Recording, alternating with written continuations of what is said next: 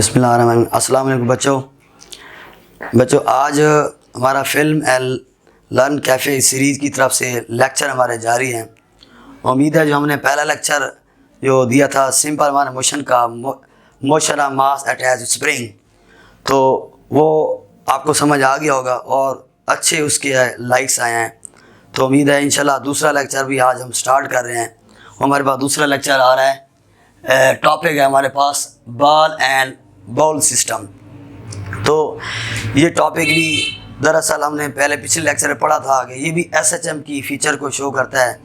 तो हम इस हवाले से इस टॉपिक को डिस्कस करते हैं।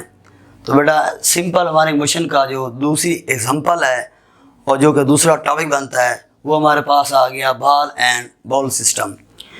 इसको हमने बेटा एंड में जाके प्रूव करना होगा कि ये जो सिंपल हमारे मोशन जो है इसके बॉल एंड बाउल सिस्टम जो है ये भी फीचर को शो करता है, एसएचएम की फ़ीचर को शो करता है। इस बात को हम एंड में जाके प्रूव करेंगे। आपको पहले लेक्चर में एक बात समझाई थी कि जो तीनों टॉपिक हैं हमारे पास एसएचएम की फ़ीचर को शो करते हैं, यानी motion of mass attach spring, ball and bowl system और सिंपल पेंडुलम, ये तीनों एसएचएम की फ़ीचर को शो करते हैं। तो इसके लिए सबसे पहले नंबर पे हम इस डायग्राम को गौर करते हैं, इस डायग्राम को देखते हैं। इस डायग्राम की वजह से हमने सारा जो है ना वो टॉपिक एक्सप्लेन करना है। देखो बेटा सबसे पहले नंबर पे ये हमारे पास बाउल है, ये जो कि आपको फिगर में नज़र आ रही होगी। ये बाउल जो है हम कहते हैं इस बाउल के अंदर, बाउल का मतलब प्याला, ये बाउल टाइप है। इसके अंदर सबसे पहले नंबर पे हम एक बॉल लेते हैं और उस बॉल को हम इस बाउल के सेंटर में रख देते हैं, जो कि सेंटर ऑफ द बाउल है। ये बाउल की शेप है, इसके सेंटर में हमने क्या किया, बॉल को रख दिया। जब बॉल को रख देंगे, इस वक्त बॉल हमारे पास स्टेशनरी है और स्टेशनरी जो है वो किस वजह से है, ड्यू टू वेट की वजह से और ड्यू टू ग्रेविटी की वजह से। जब आप बॉल को उसके बाउल के सेंटर में रखते हो तो आपकी बॉल जो है वो जेंटली मूव करती है। वो जेंटली किस वजह से मूव करती है, due to force of gravity वजह से, क्योंकि ग्रेविटी अफेक्ट कर रही होती है उस पर। जब आप बॉल को उसके सेंटर में रखते हो तो इस पर हम एक बात नोट करते हैं कि इस पर फोर्स जो है वो ज़ीरो लग रही है, फोर्स नहीं है। इस वक्त इस पर नेट फोर्स क्या है, ज़ीरो है, जिसको मैं यहाँ फिगर में लिखा हुआ है कि F इज इक्वल टू क्या है, ज़ीरो है। इस पर F ज़ीरो होने का मतलब है जब फोर्स नहीं लग रही होगी, नेट फोर्स इस पर ज़ीरो होगी। इसका मतलब इस पर नेट डिस्प्लेसमेंट क्या होगा बेटा, ज़ीरो होगा। इस पर x क्या होगा बेटा, इस पर ज़ीरो हो जाएगा। x का मतलब है जो है ना वो डिस्प्लेसमेंट, इस पर डिस्प्लेसमेंट क्या होगा, वो भी ज़ीरो होगा। यानी F ज़ीरो होने की वजह से x भी क्या हो गया, ज़ीरो हो गया। तो बेटा हम इसमें पहली बात ये करते हैं, नोट करते हैं कि जब आपने अपनी बॉल को बाउल के सेंटर में रखा था उस पर किसी किस्म की नेट फोर्स नहीं लग रही थी, तो आपकी बॉल जो है वो स्टॉप है, स्टेशनरी है। इसलिए हम कहते हैं F ज़ीरो है और x भी क्या है, ज़ीरो हो गया। इसका नेट डिस्प्लेसमेंट क्या हो गया, ज़ीरो हो गया। दूसरी बात बेटा, अब इस बॉल को आप इस पर नेट फोर्स F लगा के, फोर्स को लगा के आप उसको कहाँ ले जाते हो, एट एक्सट्रीम पोजीशन A पर ले जाते हो। जब आप एट एक्सट्रीम पोजीशन A पर ले जाओगे, अब सवाल एक पैदा होता है, क्या यहाँ अब भी नेट फोर्स ज़ीरो है? हम कहते हैं नहीं, नेट फोर्स यहाँ पर ज़ीरो नहीं है, क्योंकि आपने बॉल पर फोर्स F लगा के आप उसको एट एक्सट्रीम पोजीशन पर ले गए हो। जैसा कि बेटा आपको पिछले लेक्चर में आपने पढ़ा था कि इसकी दो ही पोजीशन होती हैं, एक एक्सट्रीम पोजीशन होती है और एक मीन पोजीशन होती है। तो इसकी एक्सट्रीम पोजीशन इस वक्त दो है, एक A और एक B है। A भी हमारे पास एक्सट्रीम पोजीशन है और B भी हमारे पास एक्सट्रीम पोजीशन है। जब आपने बॉल को शुरू में इसके सेंटर में रखा था उस वक्त जो कि इसकी मीन पोजीशन कहला रही थी, उस पर F भी ज़ीरो थी, x भी ज़ीरो थी। अब फोर्स F लगा के, यानी नेट फोर्स लगा के आप उसको एट एक्सट्रीम पोजीशन A पर लेके जा रहे हो। जब एट एक्सट्रीम पोजीशन A पर ले जाएंगे, इस पर फोर्स F ज़ीरो नहीं है। अच्छा जी, आपने गौर करते हैं, इस पर आपने एनर्जी दी है, इसको गेन एनर्जी हुआ है, एनर्जी इसके अंदर स्टोर हो गई है, फोर्स एक किस्म की स्टोर हो गई है। तो यहाँ पर ले जाने के बाद अब आप क्या करते हो, इसको यहाँ से जो है ना वो रिलीज़ करते हो, छोड़ देते हो बॉल को। जब छोड़ देंगे आप वही बॉल जो है ना वो उसके अंदर एनर्जी क्योंकि स्टोर हो गई है, उसने कहाँ आना है, टुवर्ड द मीन पोजीशन की तरफ आ रही है। जैसे कि देखो मैंने एरो के साइन से आपको बताया हुआ है, इसने कहाँ आना है, टुवर्ड द मीन पोजीशन। क्यों? क्योंकि आपने पढ़ा था पिछले टॉपिक में कि acceleration is always directed toward the mean position, कि एक्सेलेरेशन की डायरेक्शन हमेशा किस तरफ होती है, टुवर्ड द मीन पोजीशन, और इसकी मीन पोजीशन कौन सी है, ओ है। इसलिए बॉल ने मूव करना है कहाँ, टुवर्ड द मीन पोजीशन, ओ की तरफ मूव करना है। ठीक है बेटा, इसमें कोई प्रॉब्लम तो नहीं आ रहा। आगे चलते हैं। जब इसने अपना रुख कहाँ करना है, टुवर्ड द मीन पोजीशन, ए की तरफ आना है, तो मीन पोजीशन पर क्योंकि वेट है, और वेट के बारे में हम क्या कहते हैं, हम कहते हैं वेट जो है वो वेट, देखो मैंने यहाँ लिखा वेट हमेशा वर्टिकली क्या करता है, डाउनवर्ड करता है।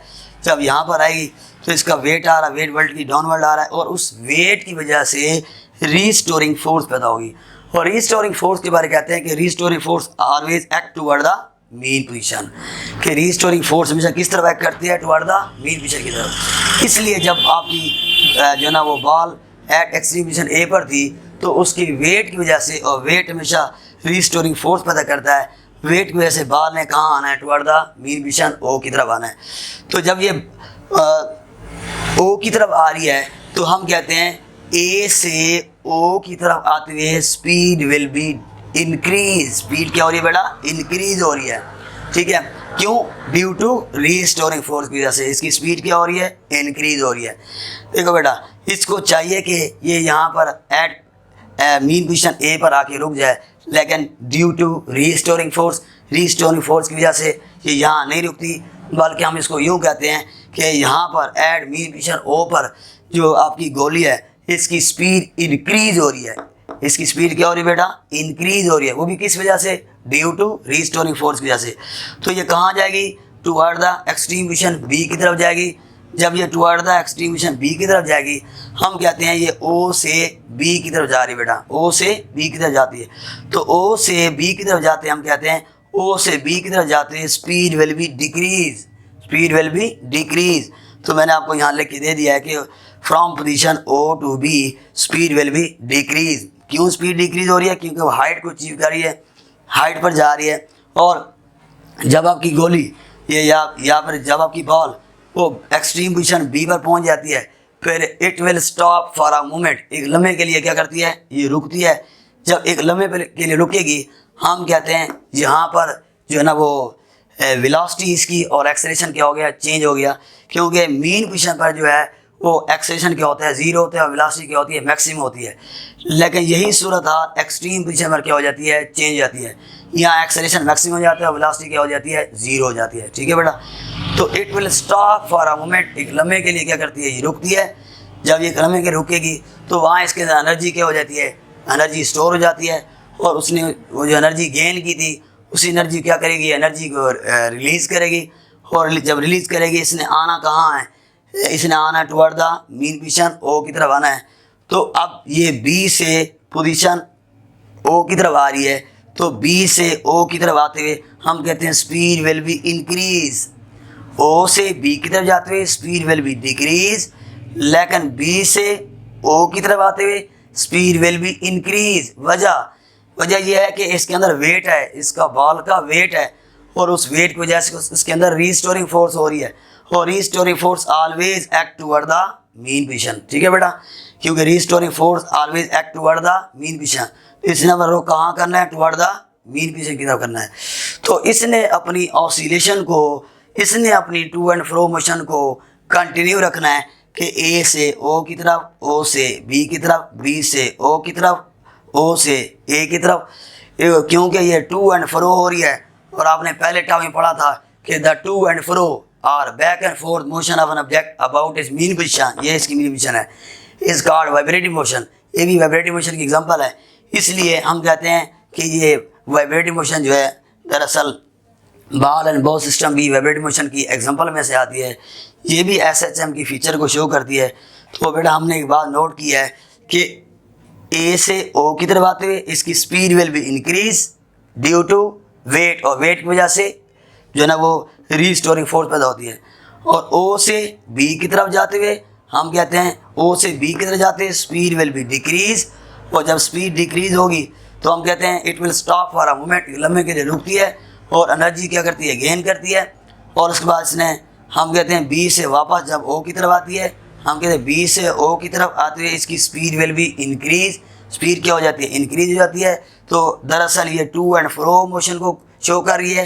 ये दरअसल बैक एंड फोर्थ मोशन को शो कर रही है, तो इसलिए ये हम कहते हैं SHM की फीचर को शो करी है। क्योंकि SHM की डेफिनेशन में हमने कहा था कि simple harmonic motion occur when the net force is directly proportional to the displacement, कि हमारे पास नेट फोर्स जो है वो डिस्प्लेसमेंट के क्या है, डायरेक्टली प्रोपोर्शनल है फ्रॉम द मीन पोजीशन से, and acceleration is always directed toward the mean position, यानी उसकी डायरेक्शन, एक्सेलरेशन की डायरेक्शन किस तरफ होती है, टुवर्ड द मीन पोजीशन होती है।